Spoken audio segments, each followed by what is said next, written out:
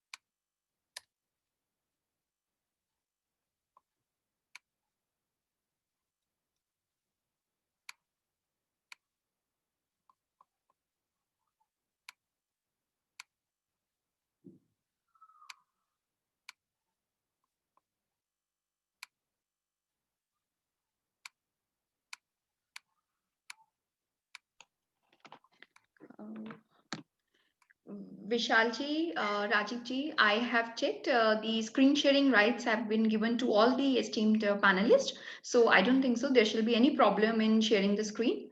But still, in case if you face any challenges, you could mail us your PPT if in case you want us to share the screen.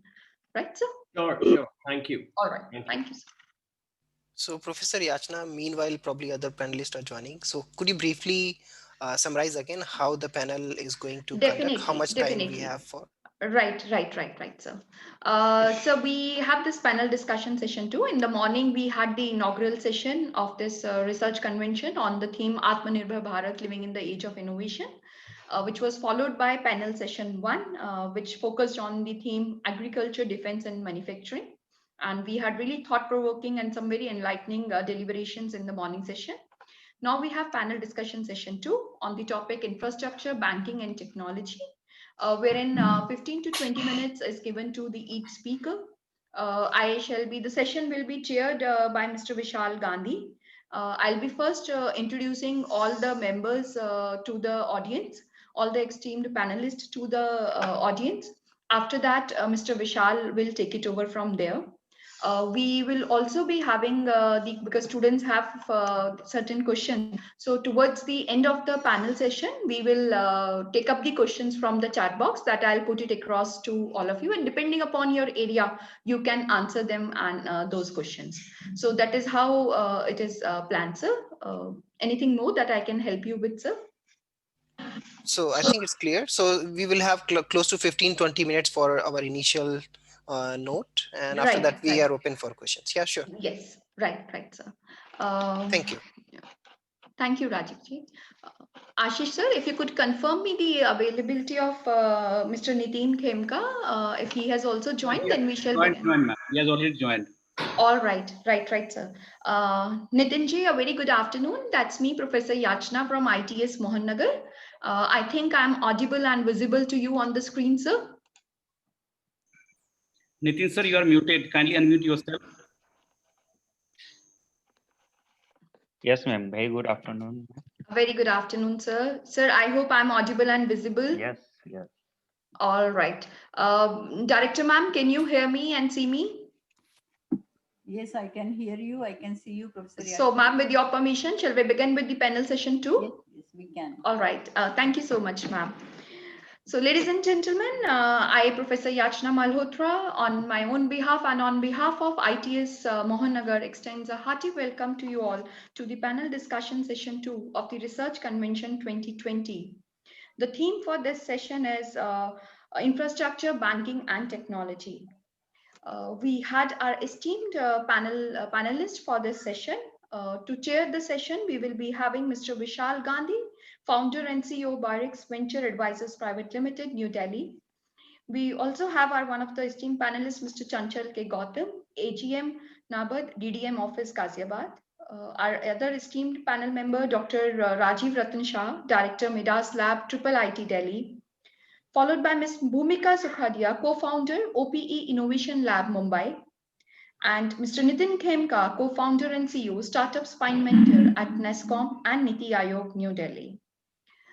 We are very thankful to all our esteemed panelists for for accepting our invitation and sharing their valuable time with us and joining us for this panel session too.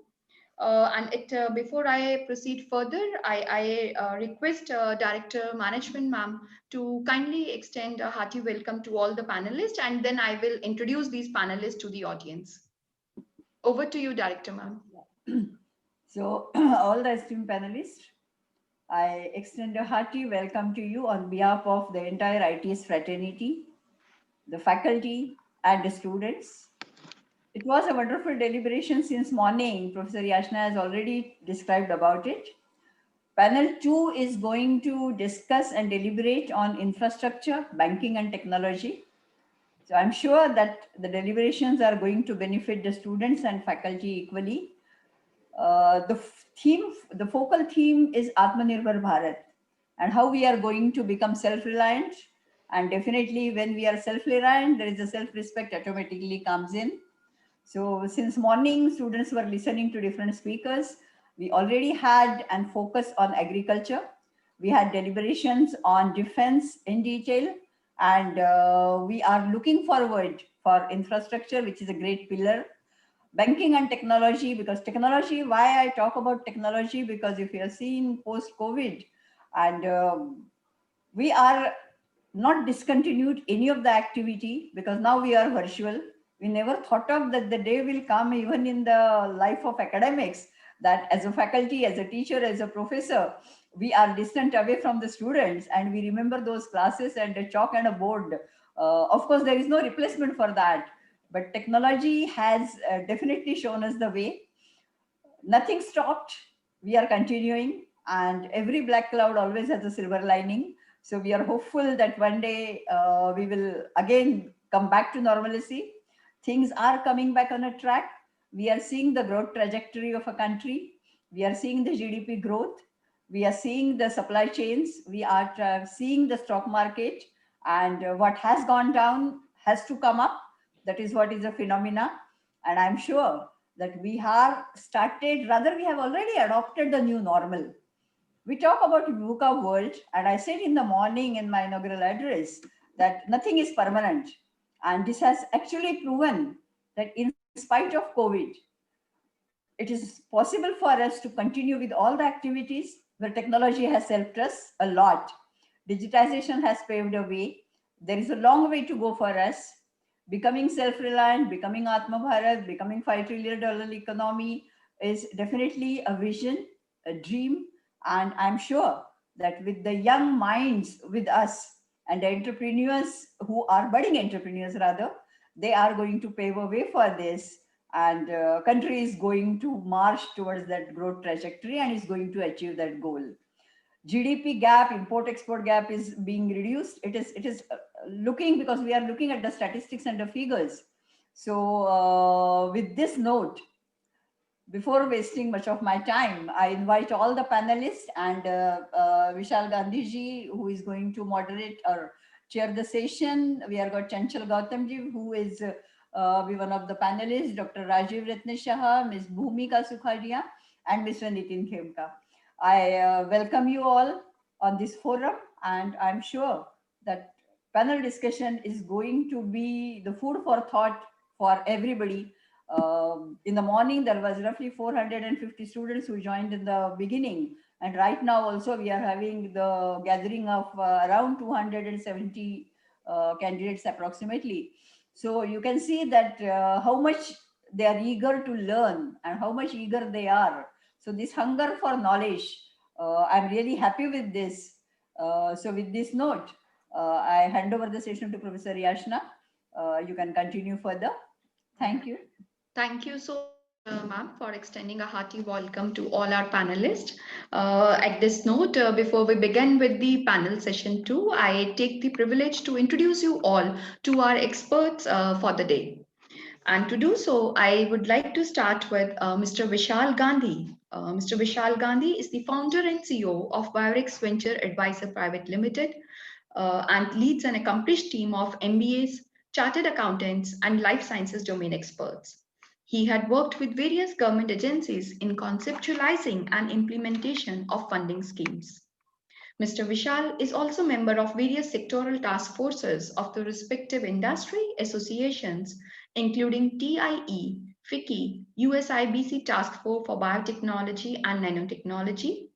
He was also a jury member for Biospectrum Awards for the year 2011 and is also a mentor at various forums, including the most prestigious platform of CII of IIM Ahmedabad. So we are really thankful to you for joining us in this panel discussion session too. So would be chairing this session. And next in the session, we have another esteemed panelist, Mr. Chanchal Gautam. Mr. Chanchal Gautam is Assistant General Manager in National Bank for Agriculture and Rural Development, presently posted in Ghaziabad.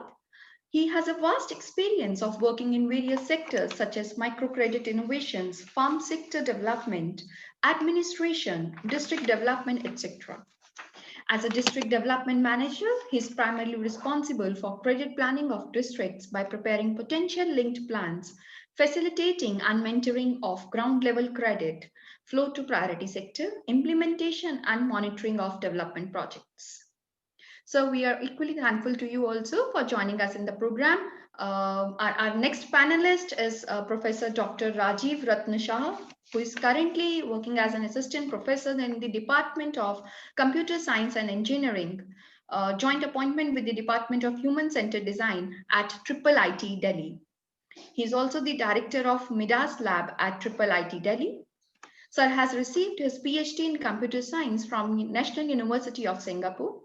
And before joining IIIT, he worked as a research fellow in Living Analytics Research Center, LARC, at the Singapore Management University. He received his MTech and MCA degrees from Delhi Technological University and Jawaharlal Nehru University, Delhi respectively. He also received his BSc in Mathematics Honours from Banaras Hindu University. Dr. Shah is the recipient of several awards, including the prestigious Heidelberg Laureate Forum and European Research Consortium for Informatics and Mathematics Fellowships. So we are glad to have you in this session and looking forward to some very interesting discussions today in this panel session too. We are also delighted to have the presence of Ms. Bhumika, who has diverse experience and ranging more than a decade in consulting across fields like business innovation, branding strategy, product design for manufacturing, experience design, social impact, human-centric design, and qualitative research. She's presently the co-founder OP Innovation Lab Mumbai. Her expertise are in the area of industrial design and design for manufacturing, business innovation, and strategy design. With a hands-on training and teaching methods, qualitative design research, ethnographic research, design thinking, training and consulting. And with this, some interesting projects that she's currently working on includes designing home appliances, writing, instruments, medical devices, STEM kits, smart furniture, and many more. So thank you so much, ma'am. Your profile is very diversified and is very unique in its own kind. Looking forward to another interesting session today in this panel session too. We are also joined by Mr. Nitin Khemka, who is the co-founder of Startup Spine with a demonstrated history of working in the management consulting industry. He holds a Bachelor of Engineering and specializes in finance consulting industry as well. He is skilled in negotiation, digital marketing, sales, customer relationship management, and market research. He has been invited by IIT Delhi, SSCBS Delhi as a jury member. Sir is a mentor at NESCOM, Niti Aayog, and advisor to many startups incubators in the country. So with the benign presence of all the experts and the panelists we have today, I request the chair of the session, Mr. Vishal, to kindly take it over from here and enlighten us all with his words of wisdom. Over to you, Vishalji.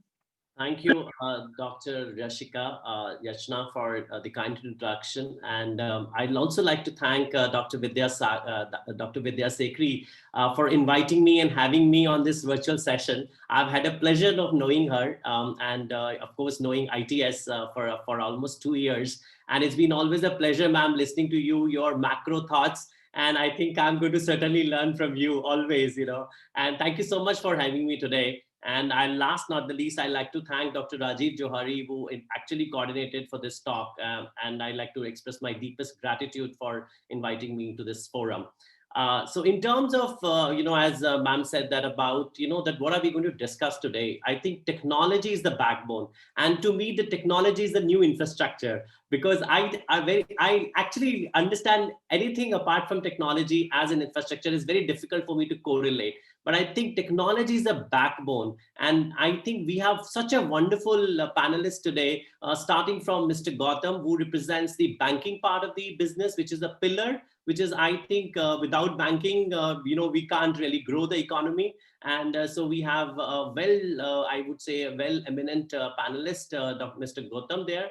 Then we have, academician, which is Rajiv from IIT Delhi. And Rajiv, I think, comes from a background of data analysis, data science, and everything. I think it's really going to be the next disruption in the industry, that how data could be used for the developing insights. And I feel that data is the new fuel in this economy, because as Professor Vidya Sekri said, that, we never imagined that we are going to have such classes, online. And so it's a data which is going to be the new fuel. And I think it will be good to listen to his insights on how data could actually help us manage our businesses and processes much better than otherwise, And of course, then, a very talented Bhumika with the profile that I got to know about her. I think she brings a very niche experience of design excellence. And I think today, any product which actually gets into the market, and if it has a design appearance, it has a design appellance, then I think it really picks up in a market very, very nicely. So it's so apt that, the organizers actually thought about bringing somebody from design. My exposure to design is very limited, because there are certain companies in healthcare and of course in the medical device field that I consult. But I think design is a very integral part of any business success. And last not the least, we have Nitin. Nitin, I think, is a technology enabler. He helps businesses, he helps startups to grow the businesses. That is what I learned a little bit from his profile, which was shared with me. But I'm sure each one of us is a very valuable ecosystem builder for each one of you as dear students. I see that there are about 250 students attending this.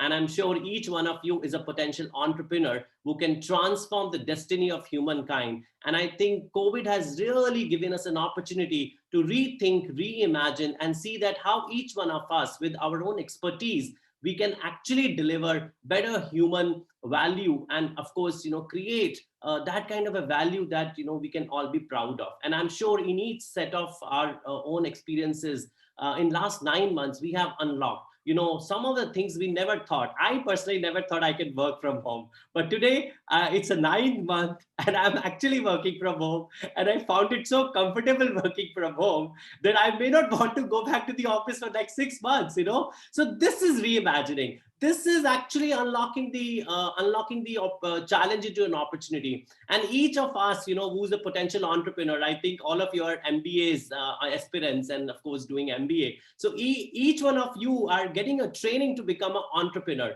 And whether you pick up a job today or whether you become an entrepreneur, I think picking up a job also requires a lot of entrepreneurship. You will become intra-entrepreneurship, or you become entrepreneurship, I think, but every facet, you have to show your risk-taking ability. You have to show your niche skill set that you can bring to the table to be able to create value. And I'm sure, all of you could agree to me on this aspect, that none of us actually ever thought that technology can play such a meaningful role like the way we have seen in last 9 months. I'm sure, Professor Yachna, when you would be taking classes on technology, muting, unmuting, sharing of slides, this, that, we never thought that something is like going to happen like that, but it has become like a norm now, and it's actually called new normal. And so let us all embrace this new normal and see that how we can actually be cost efficient, because some of the things I think are going to be permanent. It's not about COVID is going to go, so things will also come back to normal. But I think some of things have become normal. And we may like to continue with those new normals, because they are actually helping us to do our business and, of course, do our work, whatever we are doing, in a much more efficient manner. So while, I come from a healthcare field, and I have seen so much of disruption in healthcare in last 9 months, and I would love to share certain parts of that with you in my presentation that I'll be sharing with you in next 1 minute. But I feel that every part of the sector that you are in today is actually nothing but infrastructure. Infrastructure is starting from agri-tech to health tech to biotech to nanotech to anything that you do in your work today actually involves technology. So let's try to understand that how this disruption, COVID as an opportunity, has disrupted each one of us and our lifestyle, and of course our working methodologies.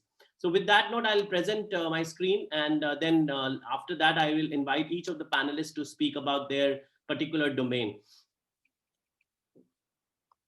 Dr. Yashika, can you see my screen? Is it fine? Yes, your screen and your presentation is visible to us. Great. So as Director Ma'am said that, I'll be speaking and I'll be moderating and chairing a session on infrastructure, banking and technology. So I think I must disclose so that I'm not expert in everything, but whatever little exposure that I've had in banking, because I worked for a bank, a very new age bank, and of course I had some exposure to technology by way of working with health tech companies. But I think technology is for inclusion and progress. And we have all witnessed that last 9 months, how the technology has included every part of even the ruler of ruler, people who never thought technology can solve their problem, but it actually landed up solving a problem. And I'll be walking you through some of the case studies that I have personally witnessed and I have personally been part of, and how each case study could lead to the progress, and I think opportunity is about progress. So my profile has already been wonderfully shared by Dr. Yachna, so I wouldn't really waste any further time. But I think it's a very interesting time, when we are talking of entrepreneurship and we are looking at, how each of one of us potentially could lead a new startup.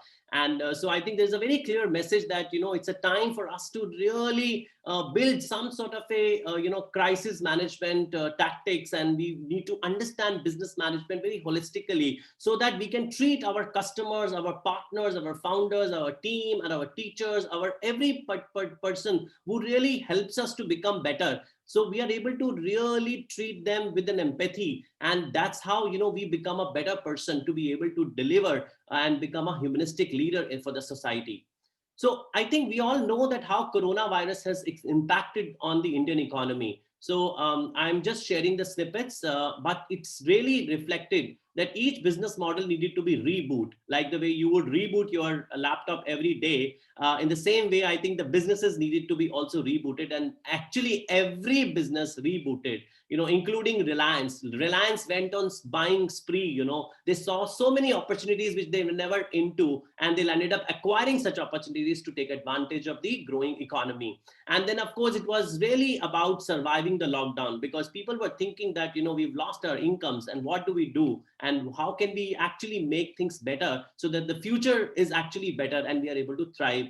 And of course, it's very, very important that some businesses that you see in your community, that they were built on the facts, not they were built on the fiction and not on the facts. So everybody required to build their businesses on facts, not on the fiction. Then, of course, there's a new opportunity which came up and which I have witnessed, and I've also helped a lot of companies, was a CSR, the corporate social responsibility. Now people are talking about that, vaccination by the government is going to be the next big thing, and it's a challenge, to an extent of vaccinating 1.3 billion people. And how can the CSR play a role? How can the CSR funding play a role in ensuring that 1.3 billion people vaccinate with the distribution pattern that the government has identified?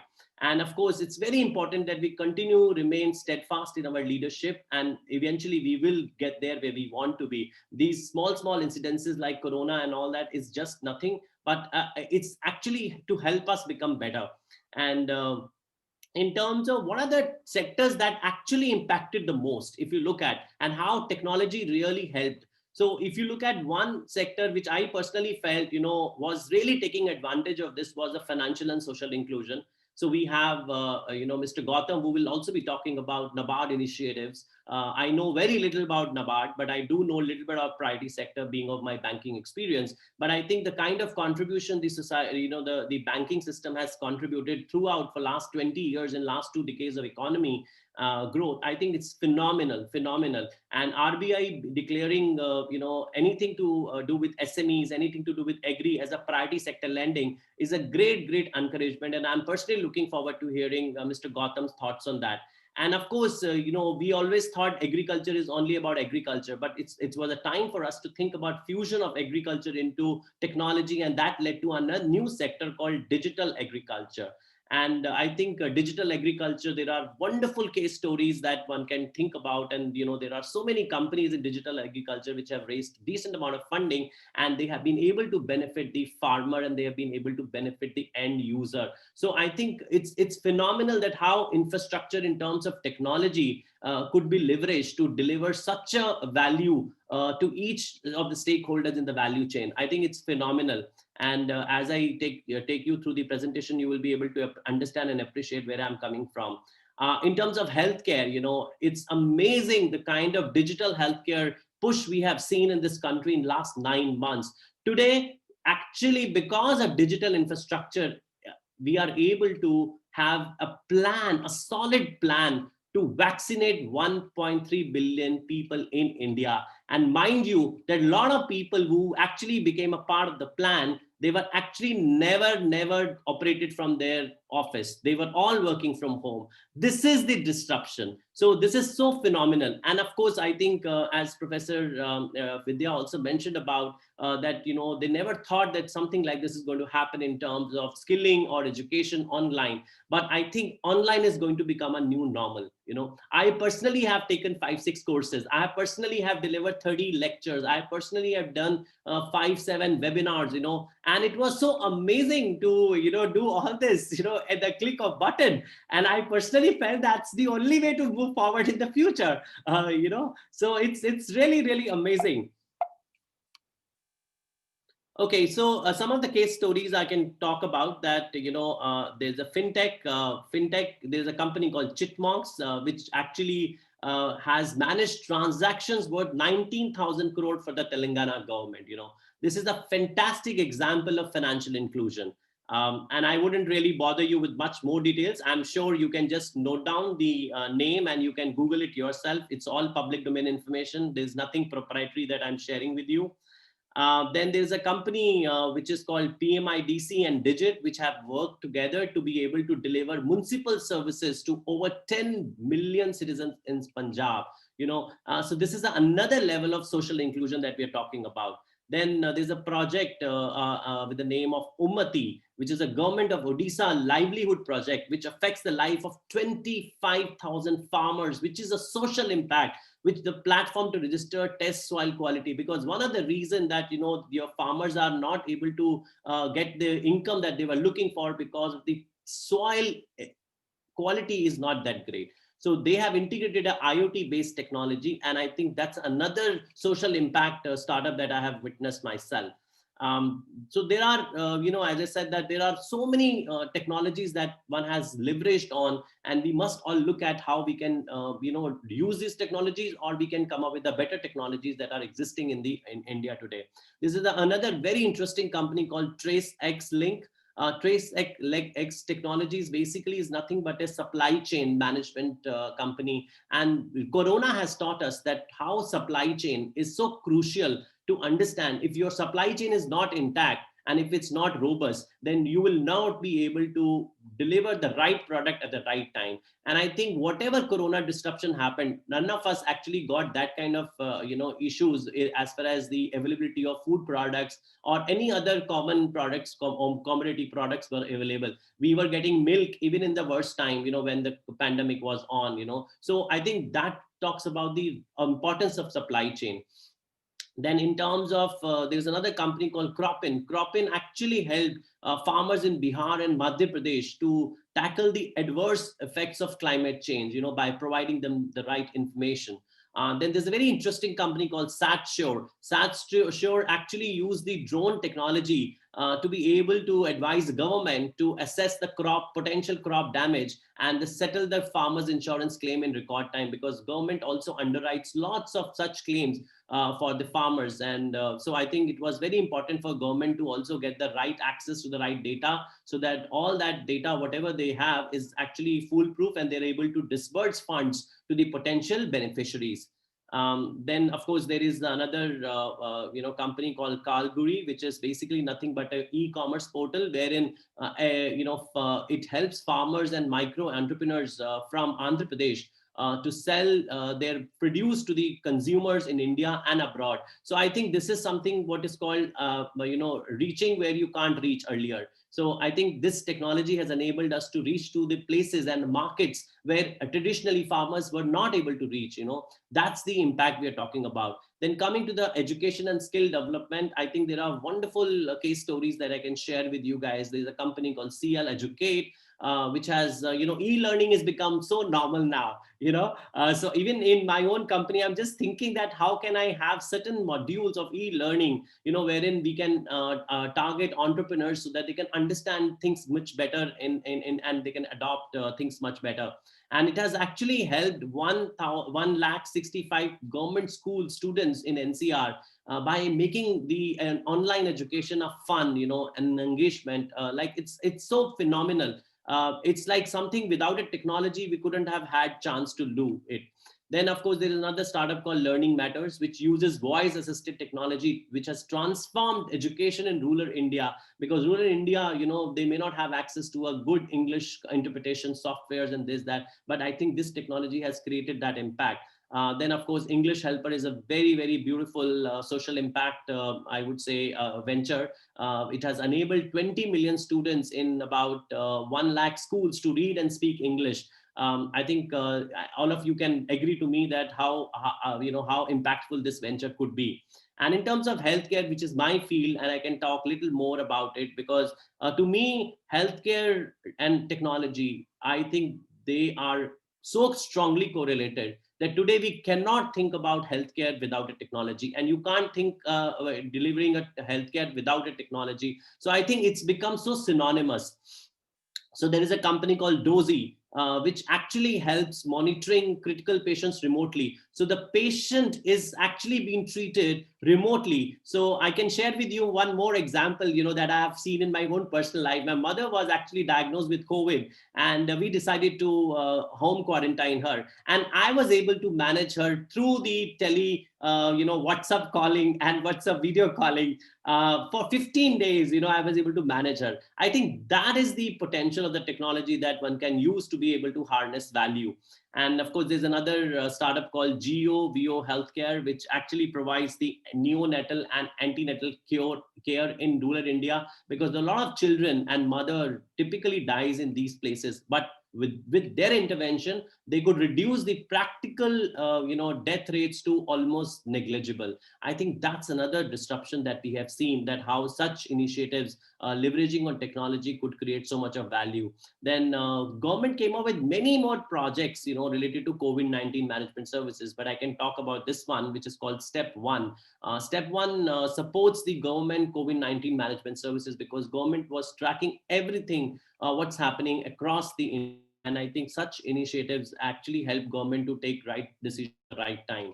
Then there is something called e-Sanjeevani. So this is so amazing that, the moment you get diagnosed with COVID or any other situation, you would actually get a call from the call center saying that please register yourself on the portal, and you are able to consult the doctor online. So, you don't need to go to the doctor, not wait for him to come, not wait for him to say, you being there in the queue. So you can simply consult seamless while taking care of all other aspects, of infection rate being low, whatever. I think it really created a wonderful, opportunity for doctors to also see that they can actually treat the patient without even seeing the patient and take advantage of technology.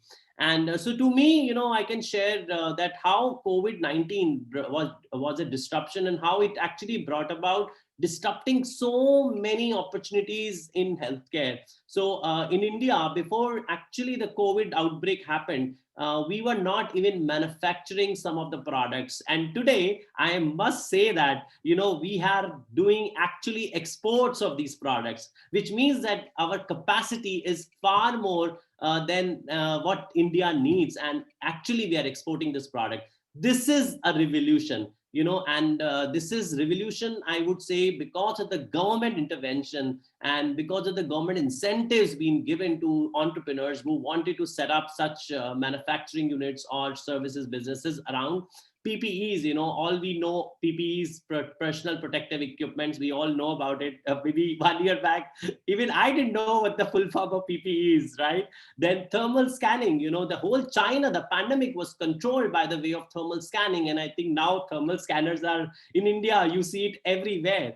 Of course, how do you sanitize large areas, and of course, how do you use the informatic power to be able to discern that where there could be an infection or where there is no infection. And of course, the rapid testing. So we all have heard about POC. POC is an antigen antibody test. And of course, after that, you have RT-PCR test for COVID. So, it led to, we were not even manufacturing any of these kits. But today, you have to appreciate that we are actually exporting such kits to at least other unregulated markets like Sri Lanka, Bangladesh, and other places in Africa.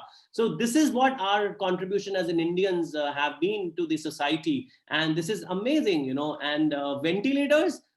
We didn't have enough ventilators. Frankly speaking, when Prime Minister Modi took a call of going for a lockdown, one of the very clear reason he actually announced a lockdown was because he got to know that there are no ventilators, and then there are lots of pharma companies, which actually teamed up, and they took the support of medical device companies globally, and they started looking at how they can contribute to the ventilator part of it. A lot of electronic companies, they started actually manufacturing ventilators. They had no idea about ventilator, but within 3 months, some of these companies actually started making wonderful world-class ventilators. I think that's the level of preparedness that India had by the month of June, which was exact 3 months after the close down was announced. Then vaccine, I think all of you know about vaccine. I think we are very close to introducing an Indian vaccine, which is called Covaxin, in about another month or so, and which will be given to almost like, you can say 13 million people will be getting that. And the first category of people who will be getting the vaccine will be the people who are, healthcare workers, and people who are controlling the law and order, which is like policemen and everybody. So all that, absolutely everything is in place. And hand sanitizers was not a business. We never thought that it could be a business, but it actually turned out to be a great business opportunity. So I think with that note, what I am going to do is I want to thank each one of you for patient listening to me. And of course, thank Professor Vidya for allowing me to share my thoughts with each one of you. I hope it really made some difference in your thought process. The whole idea of sharing these thoughts was to really awaken to your entrepreneurship potential that each one of you have. And I feel that each one of us is an entrepreneur. It's just about seeing an opportunity, taking it up and making it happen. And I think that's what the DNA of a leader is. And I'm sure at Institute of ITS, you are all embraced and you're all being fostered to actually ingrain to become a better and successful entrepreneur. So with that note, I will like to now invite and turn to Mr. Gautam. And I think his profile has already been shared. but I'm very, very excited to hear his thoughts on, financial inclusion and what NABARD is doing, because NABARD has become a, you can say for a farmers, NABARD is like my bap, it's like a masiha. And so I'm personally looking forward to hearing your thoughts, Mr. Gautam. And with that note, over to you. You could take about 15 to 20 minutes, if you have slides for that time. Otherwise, you can let me know how I can take it forward. I'll be very happy to take it forward. All Well, right. thank you. Over to you, Well, Mr. thank you very much, sir. Thank you. Good afternoon, everybody. I'm CK Gautam. I am AGM NABARD. I'm looking after Ghaziabad and Gautam Budh Nagar District Development Manager. So I'll be sharing some slides to you. Before that, I would like to express my thanks to Dr. Rajiv, ITS and his team, and for inviting me on this forum. So I have a brief presentation. I will not be going much into detail of what NABARD is doing, but because that's a use gamut. We have 30 odd departments. So I cannot touch upon every department, but my focus would be on the banking part. So if I believe that if Bharat to become Atmanirbhar, or this Atmanirbhar Abhiyan is to succeed, then banking is the one area which has to perform. So I am going to touch upon that all the dimensions, most of the dimensions which are of the critical importance to the Atmanirbhar Bharat Abhiyan. So, ma'am, should I share my screen? Yes, I think you should be able to do that. Yeah.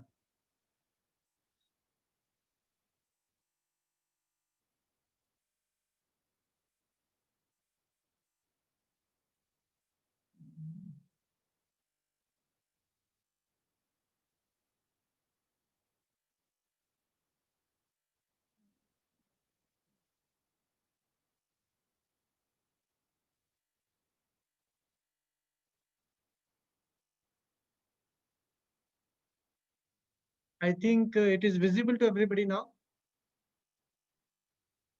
Yes, Am it I is. audible? Yeah, I'm audible. Hello, should I continue? Please go ahead. Thank you.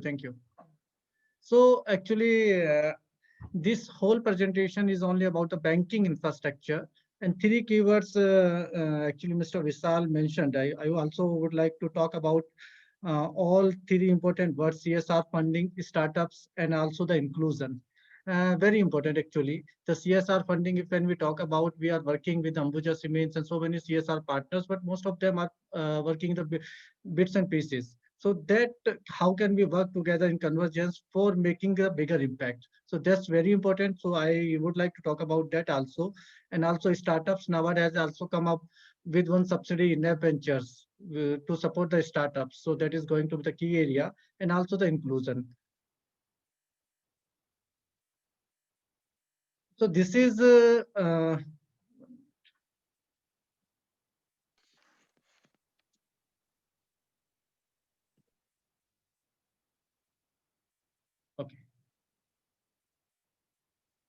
So this is actually the banking. We are 5 pillars. We are talking about the Atmanirbhar Bharat: economy, infrastructure, technology, demography, and demand. So I believe that banking infrastructure is the foundation for all the 5 pillars. Banking, we always say that credit and financial services are the fuel to the economy. Not only the economy, but all the 5 pillars. I believe that the banking infrastructure is the fuel. And during the COVID-19, we were talking about that everything was stopped. Everything was stopped, but I could feel when I was going to villages in the during the COVID-19 and visiting the rural branches, I could feel that this was the one sector which was not stopped. And it was working 24 hours to help the government to come out of this scenario. Why banking infrastructure is important? You can see that on the right hand side, I have highlighted one figure. Out of the total package of around 20 lakh, the 25% is only purely about the banking measures. These banking measures are the major RBI measures, providing the liquidity support through the policy rates, changing the policy rates, or other support to the banks. This is 25%. It's a huge amount. When we talk about the second major chunk of the entire economic package, it is business and MSME. And under the business and MSME, I will talk about in my next slides. It is mainly through the banking channels, we are going to provide the ground level credit flow or the loans to the people or to create the further demand into the economy. And the third major chunk is agriculture. So altogether, it is 25%, around say 30%, around around more than 50% is only for the banking sector to perform if the Atmanirbhar Abhiyan has to succeed. Under the agriculture, you must have heard about the 1 lakh crore rupees package to NABARD for the Agriculture Infrastructure Fund, AHIDF, Animal Husbandry Infrastructure Development Fund, 15,000 crore. All are nothing but the loans to be provided, the credit to be provided to the at the ground level through the banks. So banking infrastructure is the key for the success of the Atmanirbhar Bharat package. These are the in the 5 parts actually the package was announced. 2 were earlier, earlier announced, and further 5 parts the package was announced: MSME, agriculture, taxation, and all that. If you see the emergency working capital fund in the first part, the major chunk was the emergency working capital fund to MSME. It was 3 lakh crore. It is the amount which was to be provided to the say businesses through the bank. Then second part, we can see the additional credits through the Kisan credit card. So it is the short-term credit which was to be provided to the farmers through the STSO channel, short-term agriculture operations. So again, it is the what I am trying to convey, that if the banks are not if the banking infrastructure is not performing, the entire mission, entire Abhiyan will be failed. So it is the banking which is the foundation of the Atmanirbhar Bharat Abhiyan. We can see in the third part, agriculture infrastructure fund was announced of 1 lakh crore. Some people, I've been getting at least 20-25 calls every day. Okay, what is that? How much funding assistance NABARD is providing under this fund? But it is not the fund which NABARD is going to provide. It is the amount which is going to be disbursed through banks, and the government through NABARD is going to provide the interest subvention of 3%. So the major chunk of the entire package is through the banks. I would like to take you back, say 1920s, when I was doing my masters from the Delhi School of Economics that time in 90, and we used to read that when there was a Great Depression in America, so what we should do. Then that time I remember, one of my professors used to always quote example of Professor Keynes, and he suggested that time to US government कि आप गड्ढे भरिए और गड्ढे भर दीजिए. You need not to do anything. You just call the pupil. That was the way of creating the demand. This is what today we are trying to do.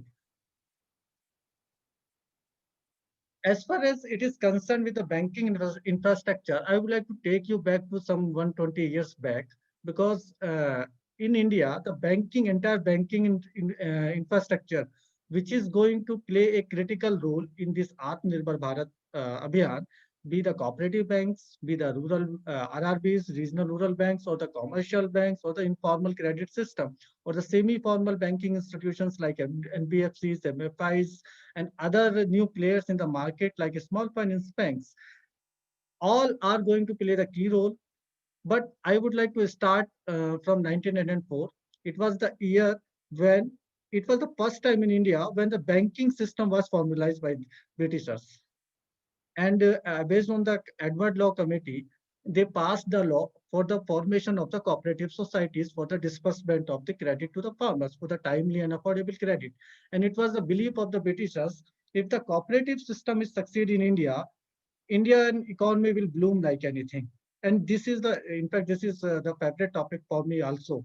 Then in 1912, some amendments were made in the Cooperatives Act, and it was also made to the applicable to the non-credit items. Like you can see in the primary agriculture cooperative societies, especially in the urban belts or in the rural belts where the credit is not much intensified, but the farmers are still associated with the societies. It is only because of the non-credit items like khad beej, we call it, like fertilizers, seeds, and all that. Then 1919, it's a very important year in the Indian banking infrastructure, based on the recommendation of the McLagan Committee, the cooperation was made the state subject. Though today we believe that it was made the provincial subject. Today we believe that they are dual control over the cooperative societies, RBI is there, NABARD is there, state government is there. So the cooperative societies are not doing well. So it is the problem. But that time, what Britishers thought, the idea was to support the ground level institutions, ground level credit institutions with the provinces. It was enforced over the provinces that you must support to the farmers if the economy, because it was directly related to the taxations to the government, to the that time British government. Then in 1935, before that, before coming to the 1935, I would like to emphasize upon the importance of the cooperative system, and that is also equally important today when we are implementing the Atmanirbhar Bharat package. That time I remember one that I read during my college days. In 1928, Royal Commission came. Royal Commission was formed on agriculture by Britishers, and they told if India has to succeed, the cooperative societies must do well. If cooperative societies fails, there will fail the best of for the rural economy, for the rural Indian economy. Then our first Prime Minister was a great fan of this concept. The first 5-year plan, second 5-year plan, third 5-year plan specifically revolves around the entire cooperation. He told, as of me, he mentioned in one of the plans, as of me, I'm a cooperator. But for the economy of India, it's not a choice, it's a compulsion. But what happens gradually? In 1935, of course, the very important year for the banking infrastructure in India, RBI was founded. Then in 1954, actually, this is very important year because All India Rural Credit Survey came and it changed the entire scenario of the banking in India.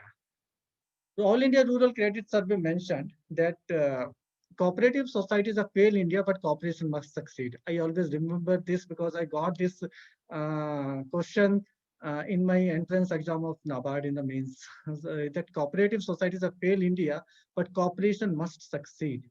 Even then, when the cooperation, we always say the cooperative societies are not doing in terms of the credit intensification, we are bound to believe that these are more important today as before never. In 1969 and 1980, the first that nationalization of the bank was taken place. It was and we were talking about the inclusion. It was the first step by the government to include the unbanked into the bank. So that it was only because of the nationalization that today we are able to implement this package of Atmanirbhar Bharat. Had it been the total private banking or the banking to only the corporates or to the personal banking, we would have never thought of this kind of package. In 1976, rural bank came, we call it regional rural banks, to give the special focus to the rural financing. 1982, NABARD was formed out of, based on the Sivraman Committee recommendation, Graphic Card Committee, and NABARD was formed out of the Reserve Bank of India, combining ARDC, Agriculture Refinance Development Corporation, and Agriculture Credit Department. Then again, the second 1992 is the most important year for me because it is the year when NABARD started the SHG Bank Linkage Program. It is the unique and today it is the largest microfinance program in the country. Not as mortgage, I'm sorry, it is in the world. And it is the program has possessed such a big importance. All the state governments today, be it Kerala, be it Tamil Nadu, Karnataka, Sakhi Mandal of Gujarat, Kalinjam of Kerala, Tamil Nadu, say, and today National Rural Livelihood Mission, Swayam Siddha of Bihar, all the major poverty alleviation program founds the base in the SHG Bank Linkage Program. I will not talk much about the SHG Bank Linkage Program today, but it's only the brief about. And the second timeline is showing all the technology related innovation in the field of banking infrastructure, which changed the scenario altogether. Starting from the introduction of the, in 2006, I was working in Jharkhand, and we always, when we used to go for the financial inclusion kind of program with RBI or our own programs, we always used to quote one thing, that we don't have that brick and mortar branches within the reach of the people, has to go the 20 kilometers away for opening the bank account or even doing the simple transactions.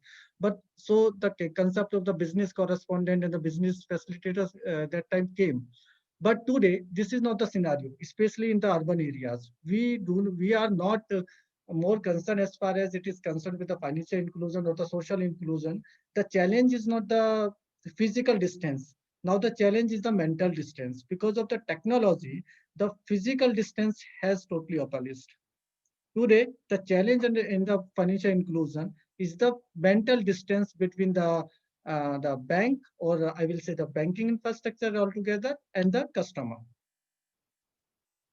So briefly, this is the total infrastructure, I mean, operating in India. Reserve Bank of India, being the central bank of the country, is the apex institution.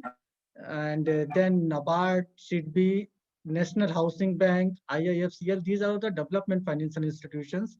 We have commercial banks, public sector banks, and the private sector banks, and foreign banks. And of course, the cooperative bank, RRBs, regional rural banks, small finance bank, and the payment banks are the new concepts and doing extremely well, I will say.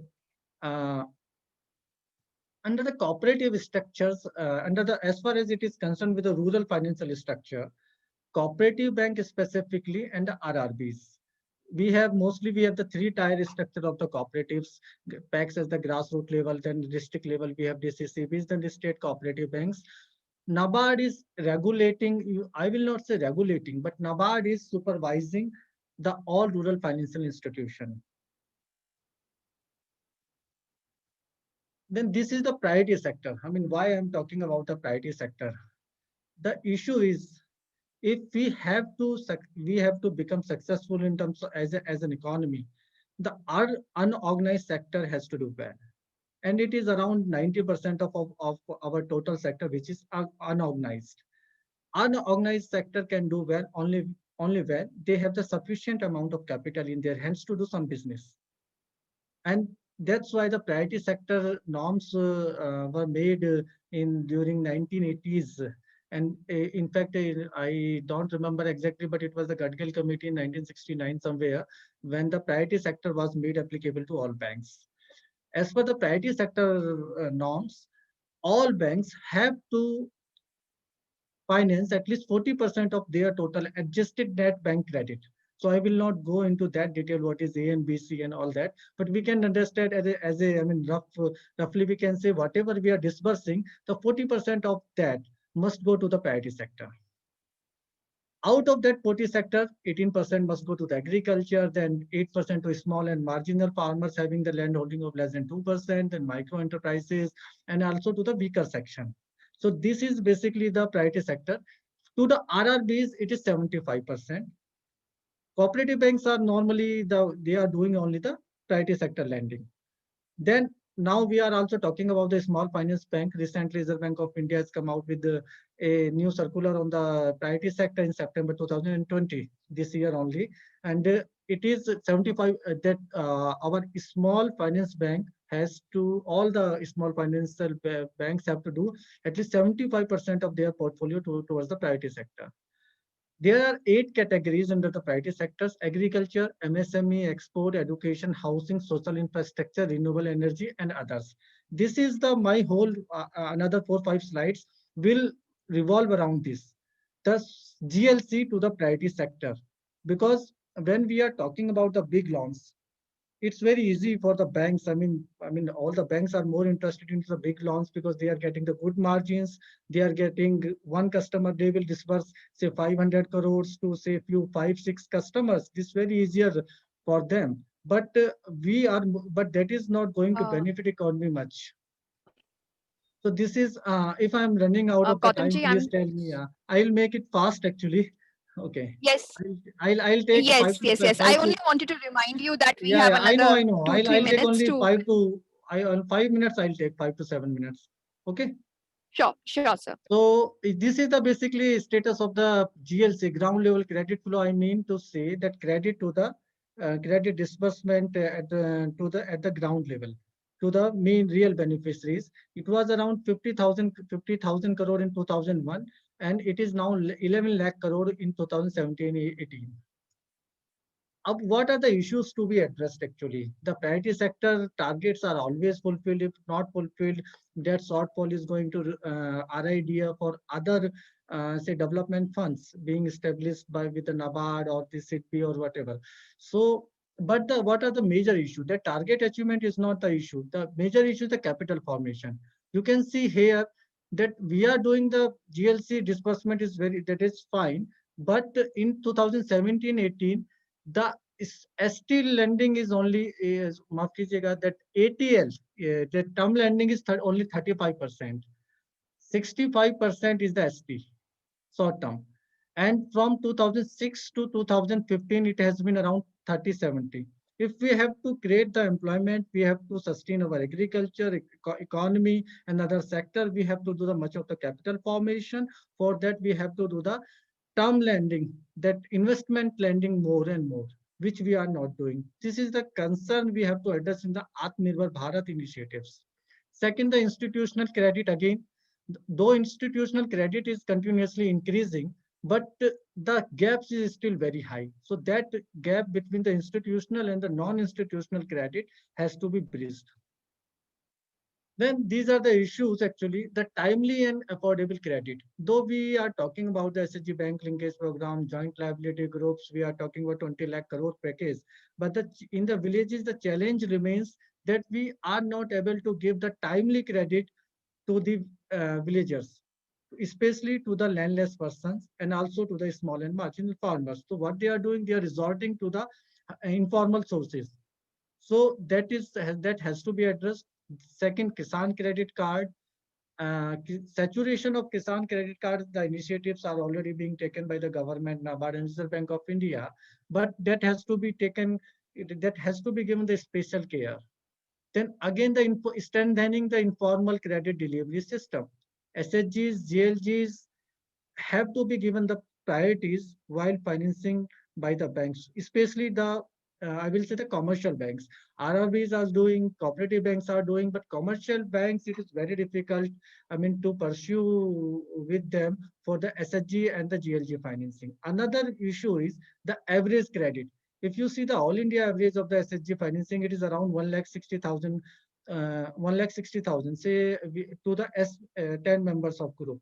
But if you see in Uttar Pradesh, it is only around 60,000. So if you are providing a loan of 5,000 rupees or say 6,000 rupees after say 10 after 10 months or the 5 months to the villagers, that is not going to make much difference. Second, and the next one is the financing farmers producers organization. So this is another initiative that needs to be financed. MSME, government-sponsored scheme, Mudra, Swanidhi, ODOP, PMEGP, though all these schemes have to be successful.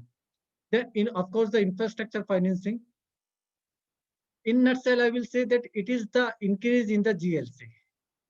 That ground level credit flow has to be increased, especially to the priority sector. This is the scenario of the Ghaziabad. I will skip this because in the Ghaziabad, agriculture is not the major, player. And you can see in the Ghaziabad is around 10% of the total financing of, say, a 9,000 crore is only 10% is agriculture. In Noida, it is only around 4%. But MSME is the major player, which is accounting for around 65% of the sector. So in the NCR, or the villages which are becoming continuously urban or the semi-urban, the small marginal units, MSMEs have to be given the priorities. These are actually we are doing the credit planning at the district level, which sector the credit, which sector should get how much credit. So it is based on some scientific methods. We are involved in that. So this is the projection for the Ghaziabad and Gautam Budh Nagar, since I'm looking after these two districts. So I have taken this. So you can see 61% I have projected for the MSME in Ghaziabad and 74% of the total, say 14,000 crore loan in the priority sector. What we are normally again making the targets to the banks based on this is to the MSME. So these are the supporting innovations will be the key area. Financing startups. We have also come up with our subsidiary NAB Ventures. Producers Finance, Farmers Producers Company. high-tech agriculture, especially in the areas where the gross crop area is continuously decreasing and decreasing. The high-tech agriculture like polyhouses, greenhouses has to be given the priority. It is about NABARD actually. We are playing the key role in the Atmanirbhar Bharat package. In addition to what Honorable Finance Minister has announced in terms of the monetary money, say 1 lakh crore package or say additional working capital to the cooperative bank through NABARD, say 30,000 crore or that kind of package. In addition to that, I will say we are already doing so many things. So our broadly, I will say that I can summarize our functions in three parts: finance function, development function, supervisory function. Under the finance function, we are providing financing facility to the banks and also the state governments. We are giving financing to them for creating the infrastructure and also to provide the GLC at the ground level. Development functions, we are doing skill development, we are doing microfinance, we are doing climate change initiatives. So there are so many things. We are also the national entity for the United Nations under the for the climate change. It is the first, I think, institution in Asia to be accredited. So supervisory function, we are doing the statutory inspection of the cooperative banks and the rural financial institution. That right has been given by Section 35 of the BR Act to NABARD. So we are also doing the inspection and audit of the rural cooperative, rural financial institutions, including cooperatives and the RRBs. So thank you very much from my side. If you have some questions, you can please ask anything about this or anything related to the Atmanirbhar Abhiyan. Thank you very much. Thank you, Mr. Gautam. For the questions, we will come back after each panelist has presented their views. Okay. Is that Thank okay? you. Yeah. Thank you. Okay, fine. So thank you, Mr. Gautam, for a wonderful presentation. And now I Yeah. turn to Rajiv, Professor Rajiv Shah, to share his insights with each one of us on the data science and, of course, how data science is going to actually change the future. Yeah. So over to you, Rajiv. Thank you so much for patient listening. So thank you so much, Vishal, and thanks everyone at ITS for inviting. It's an honor to deliver my talk here. So with the interest of time, I will try to finish everything, my slides in 10 to 15 minutes. Feel free to stop me anytime so that we have more time for questions. So as part of today's panel discussion, since we are talking about how to make India Atmanirbhar, especially in the infrastructure for banking and technology. So when you're talking about technology, definitely, I mean, AI and the machine learning is the term which everyone is talking about these days, how basically it is changing the whole discourse about automating the different thing which was not feasible earlier due to manual intervention and a lot of work. So with that interest, I mean, I'm going to quickly discuss about a lot of people are using social media. And as you know, I mean, there are on social media, there are many kind of people. So for example, in this case, there is a story about Twitter killer. So where basically he tried to deceive people who are showing some, you can say, the suicidal tendency or the mental distress and so on. And after deceiving, I mean, he has sexually abused and as well as killed them. And this is the how, I mean, his modus operandi work. And in the end, I mean, just within a span of 1 year or 2 years, I mean, this person, basically he killed 9 females in the ranges from 15 years to 25 years, which are very vulnerable to uh, such crimes. So can we do anything here, and how it is related to the banking we are talking about? Because as you know, I mean, when we're talking about banking, we are also talking about insurance, we are also talking about many other stuff. So because when we are going for any insurance, I mean, people can do the blood test and probably other things to find out what is happening.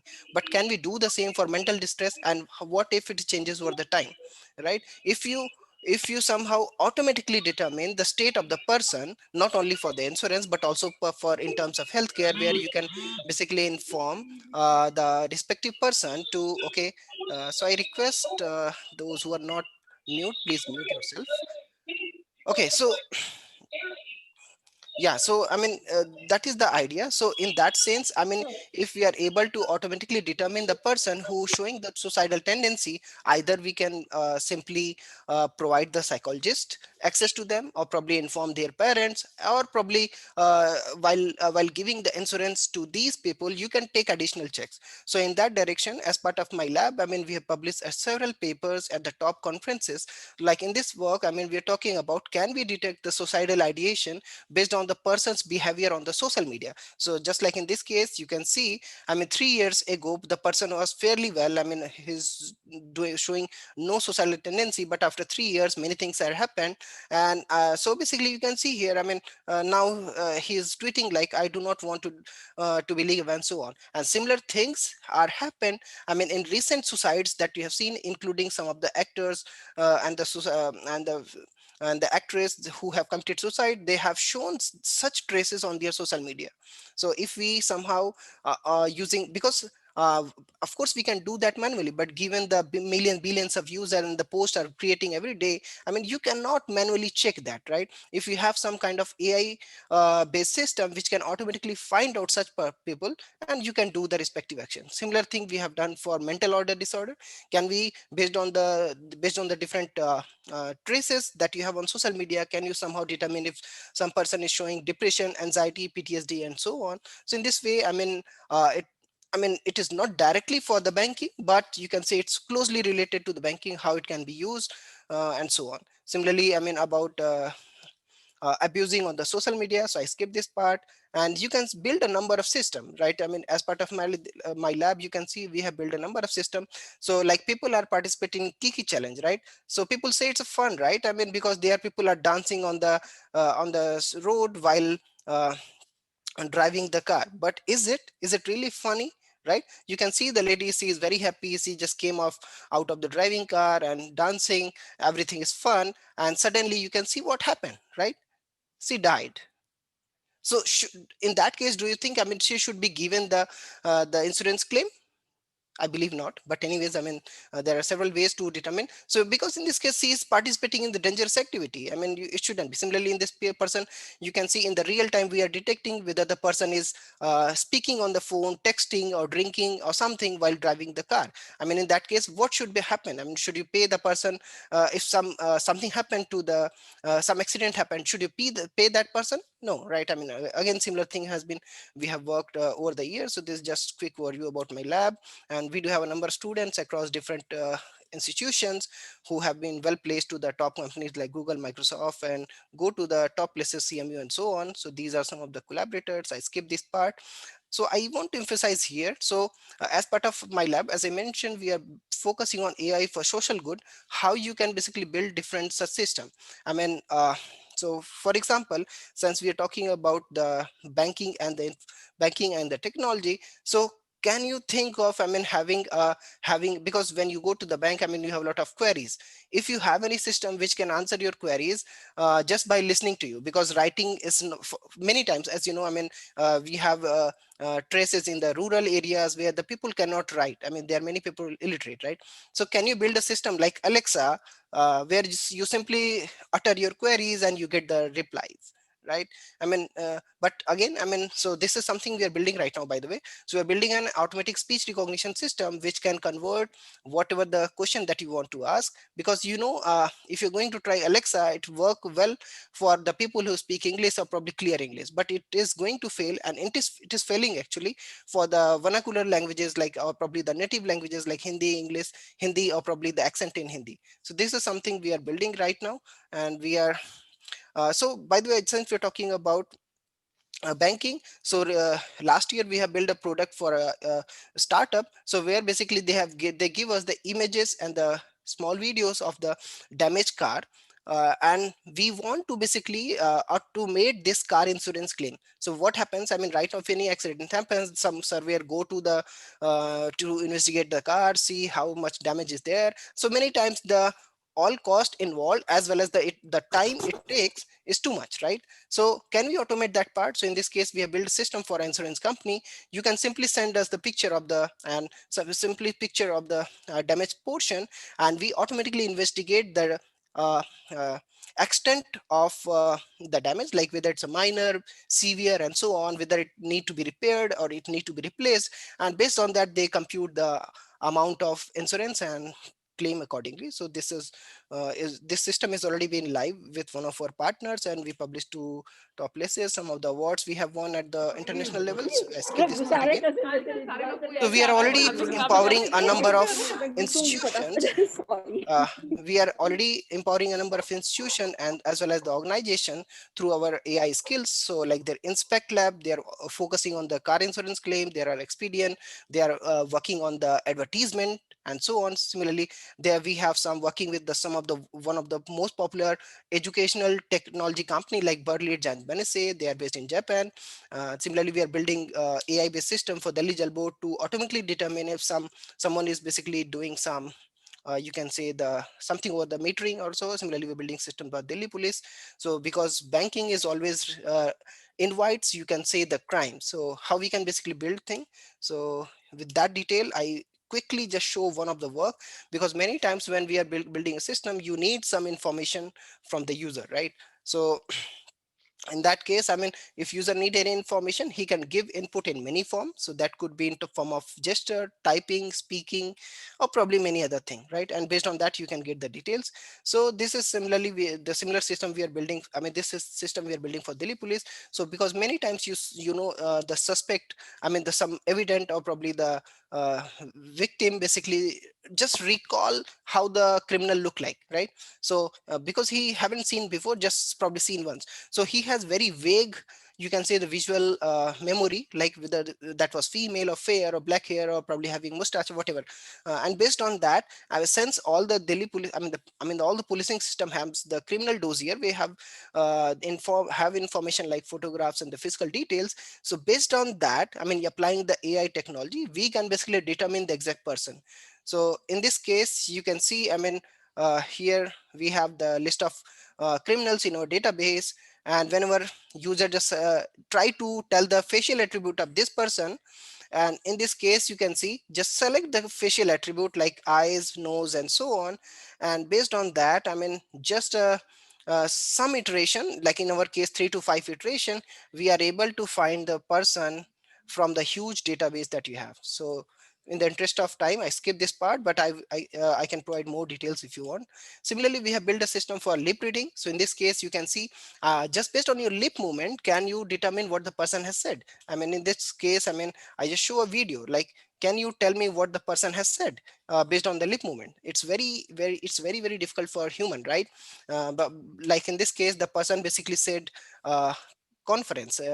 So you can see when only based on the lip movement you can say, why do we need that? Because often firstly, I mean, you can use this in healthcare, and secondly, in many system, you can see the cyber crime is happening many times. If you have to type your password, people used to even you have to enter your ATM pin, people used to type like 3349, despite you're not saying anything. Based on your lip movement, you can basically reveal your password. And there are many things, there are many research are there, like based on your typing pattern, based on your head movement, based on your the way you move your lips, you basically reveal a lot of information, be it like password and so on. So I skip this part. uh, I skip this part. So like in this work, as I said, I mean, you can see just based on your head movement, what we do, we determine your password. Like in this case, you can see, suppose you have to type. So often people, if you have to type anything, you basically look at the different keys where they are, and accordingly you type, right? So there are several research, and even in our research, what we have done, based on only on your head movement, we can determine what word you have typed. Like in this case, the person only done the head movement for LOVE, and we simply determine, so these are the possible words. And so this, in this way, you can reveal your password, pins, and so on. Since we similarly in this case, I mean, based on your typing pattern, you can reveal your information like age, gender, and cognitive assessment, and so on. So again, I can provide the more details and the more research papers. So like in this case, she has basically lost all her life saving of $90,000 because she was diverse, she was alone, and basically someone is impersonated as a like Benjamin, like very tall, probably handsome guy, and chatted on over the Facebook or any other social media, and she basically stuck in all those, and she transferred her all the money, right? If because as per our research, I mean, based on the typing pattern, we can mention what could be the height, what could be the age, what could be the weight, and so on. So this could have somehow raised an alarm to the her. Okay, so probably the person or the hacker is may not be the one who he is representing, right? So similarly, closely related to the banking, and since we have a number of management students, can you think of predicting whether the stock price is going up or down based on the different data that you have? It could be it could be the historical finance data, or it could be the earning calls when the CEO comes and speak to the you can see the stakeholders.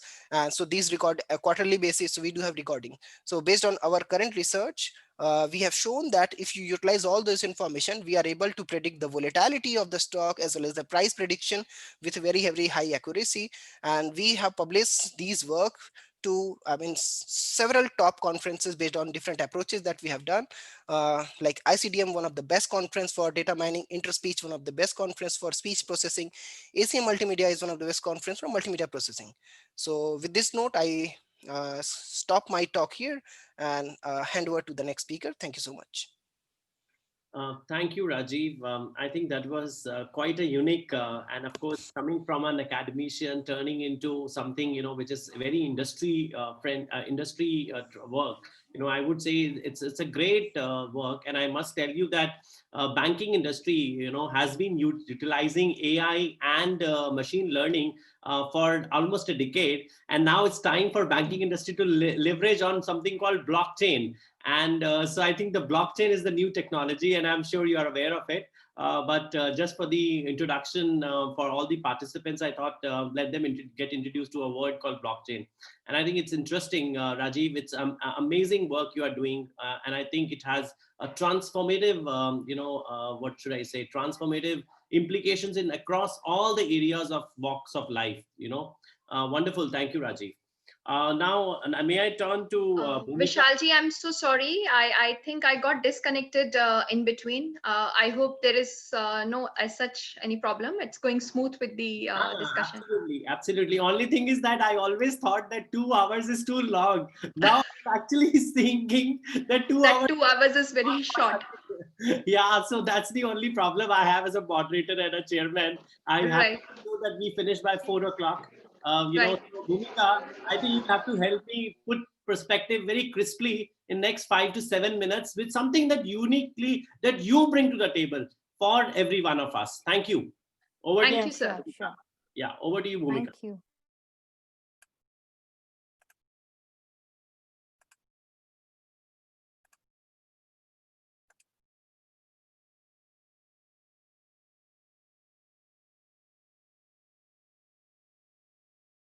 A very good afternoon to all my co-panelists, and a big thank you to Rajiv sir, to Vidya ma'am, Yachna ma'am for having us here today. We've briefly heard from very different kinds of fields so far in the panel that we've heard. There are perspectives from financial inclusion to how do you reach remote areas within our country, a country that is so huge. How do you make sure that when we say infrastructure, development, technology, all of it is reaching to the right places, to the right people, through the right channels? That's wherein our job as a designer comes into the picture, is where we say that we are people who are working on ground, people who are helping companies execute solutions, people who are helping people understand how should a company really look at innovation, who are the people they can turn to. We're seeing recently Paytm announcing that they've started hiring employees in cities or places wherein earlier they've never even considered employing people from those locations. The reason this is happening is that companies are trying to mobilize their resources. They're trying to make sure that they're able to understand the people at a very local level, which otherwise wasn't really possible. with people starting to work remotely, people are going back to their own cities or smaller towns and are understanding that there's a specific need which needs to be addressed, maybe from the place they come in from, maybe from a place which really inspires them to be at. So what is it that we really need to understand as somebody who's running a business, for example? When we say that we want our consumers to be really vocal about their liking of the businesses which are there around us, but how do we do this? How do we identify these gaps which are existing in the systems, and how do we address these unmet needs of the consumers in a manner that they not only respect the businesses but in a way start liking it? It becomes a more like a behavior change that we would want to look at as the Indian market is progressing towards different scenarios. So I would be talking a little bit more about how can we really build businesses on ground, be there, understand and build things from scratch. I think they've already introduced myself. I'm a design strategist, industrial designer, and I'm a co-founder at OP Innovation Lab. We operate into design for manufacturing, branding, insight mining, and training. The reason why a association or an organization like OP exists is a strong belief that when we look at any of the business solutions around us, when we look at any product, service, anything that's around us, it majorly revolves around objects, people, and environment. And we strongly believe that unless and until we're not done understanding all the three, none of the solutions are really going to have like a smooth path from the time it starts building till execution. So we make sure that this is something which remains central to the philosophy of whatever we do. Oftentimes when we work with incubators, we work with startups, we work with young entrepreneurs, they come with different ideas to us. They keep telling us maybe we have like two really great ideas and I really want to go out and execute them. But how do I really do that? How do I really choose of which is the one which might be successful or which might get some traction, for example? So that's wherein, in our opinion, we say that when we are building businesses, we are building experiences. These experiences are for certain kind of a people or a focus group that we can look at. The solutions could be physical, they could be digital, they could be phygital, they could be a product or a service. But how do you really understand what is this real experience that people are looking at? Let's take an example of a very simple, mundane day-to-day product called milk.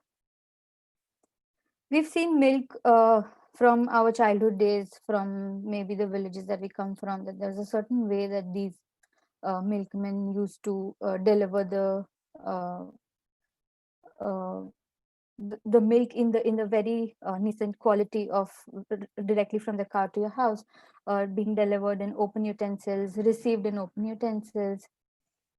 This gradually evolved and people started saying that, okay, can I really deliver more amount of milk to maybe farther places? So that's wherein two-wheelers came into the picture and Dudhwalas in a way transformed the way they used to really work. There were these iconic aluminum containers that came into picture. So when we're seeing that as people are evolving, there are different ranges of products coming into the picture, different kinds of services coming into the picture, and the relationship between these things keep changing. The quality of milk is what came into the picture when there was a whole white revolution, wherein people started talking about is the quality of the milk that we are receiving really good? Is the quantity good? So that's wherein the whole new scenario of a mediator came into the picture. So now the milk was no longer exchanged between families and the Dudhwala, but now it was a company who became a mediator, and the whole scenario changed as soon as bottling came into the picture. We saw that there were these glass bottles that are used. Now these glass bottles again worked on subscription. You had to return them, take the deposits. It had its own challenges. Is when we got the plastic or the single-use plastic into the picture, which changed the way people did business into the milk industry. People no longer even had to have like a proper shop to sell these milk products. They could really have it on the roads as open as these crates and be out there for the user. Now, what happened was that really the lifestyle or the way the Indians as a population is the way they've been evolving. Again, it could be cultural as well as the influence from the Western world, plus everything that's happening on the social media, the way people are looking at resources in general, that we should be maybe reducing the amount of resources we use. Maybe we should go a little bit more greener. But everybody has their own cultural understanding, which is then embarked upon by what's happening around us, and that's what leads to certain user behavior that we see around us. We saw that a lot of families were nucleating. People were migrating, individuals were living alone, maybe a group of people was staying together who were not really family, but they were still living together. So milk as a commodity, even in a daily life, really changed. If a family was consuming say 10 liters of milk earlier, now it was only a single person maybe consuming 1 liter in